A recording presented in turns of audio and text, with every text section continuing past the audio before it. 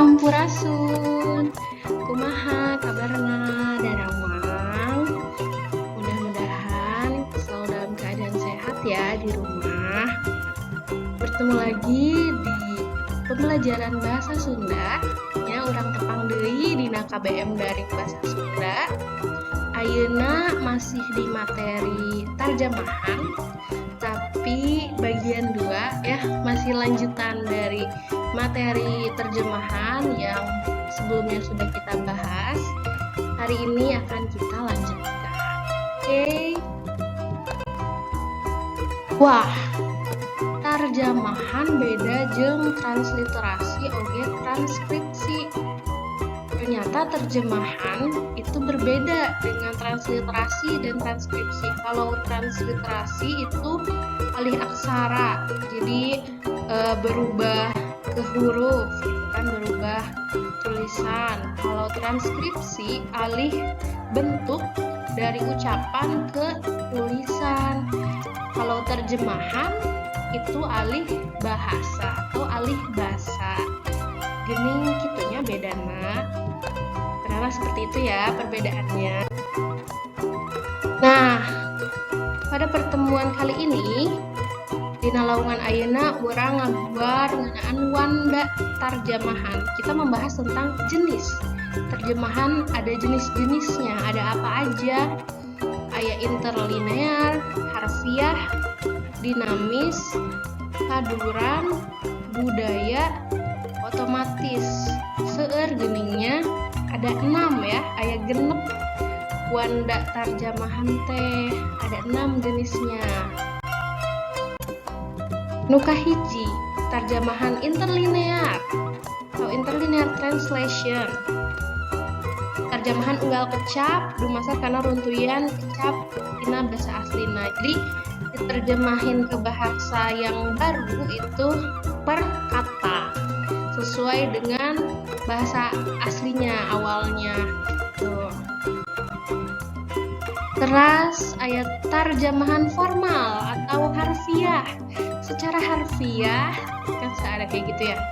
Jadi terjemahan harfiah ieu mangrupa tarjamahan biasa anu mindahkeun basa naskah basa sumber bari henteu merhatikeun khususan basa sasaran. Jadi diterjemahkannya secara leksikal, dari arti dari kamus apa gitu kan, perkataannya atau sintaksisnya per kalimatnya seperti apa. Itu secara harfiah. Terus terjemahan dinamis atau fungsional, sok disebut oge terjemahan idiomatis. Ya, suka disebut juga terjemahan idiomatis sabab mindahkeun bahasana pertahankeun makna. Jadi kalau terjemahan dinamis ini atau idiomatis itu lebih ke makna, artinya itu apa, tidak berkata gitu kan. Jadi dicari persamaan katanya yang mirip, yang mendekati, yang menjelaskannya arti atau fungsi dari teks yang diterjemahkan. Ya, diartikannya, diterjemahkannya itu secara idiomatis.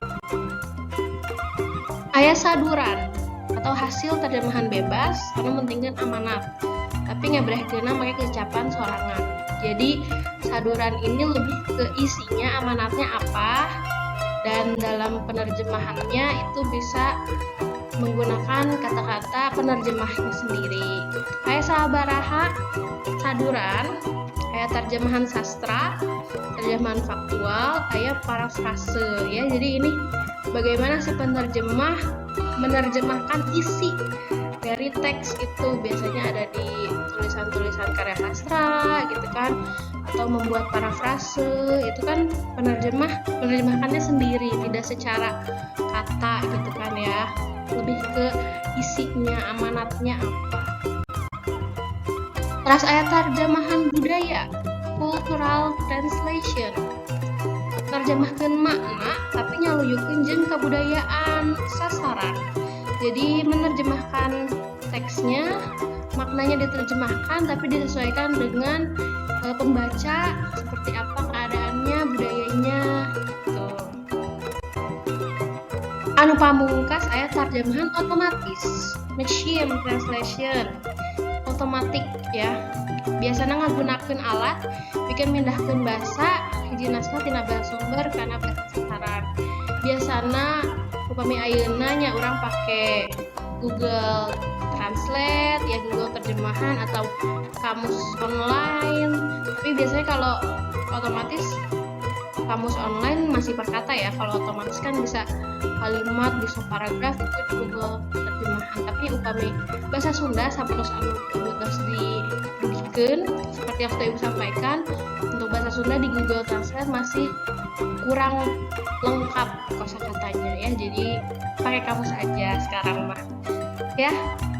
Eta wanda terjemahan, jenis-jenis terjemahan. Ayeuna urang pedar hal-hal anu kudu diperhatikeun nalika narjamahkeun. Ada yang harus kita perhatikan ketika menerjemahkan teks. Teu meunang nambahan atau ngurangan hal-hal anu penting dina teks asli.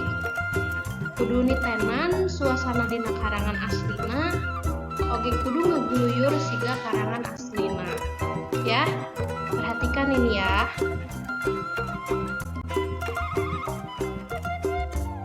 Terus aya proses narjamahkeun. Dalam menerjemahkan kita nggak langsung sebetulnya, kita melalui beberapa proses.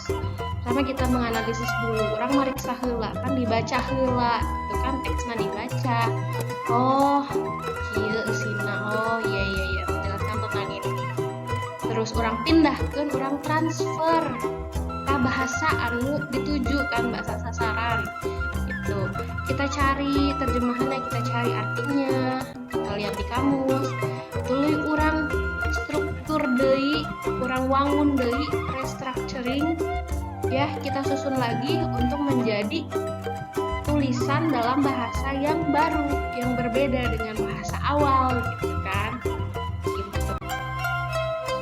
Nah, mungsa kitu materi anu dipidangkeun dina lawungan ditu ayeuna ya, tong hilap engke ngeusian presensi dina Google Form, engke aya dina deskripsinya tuh Ibu teh asa dilebetkeun kana videona ieu.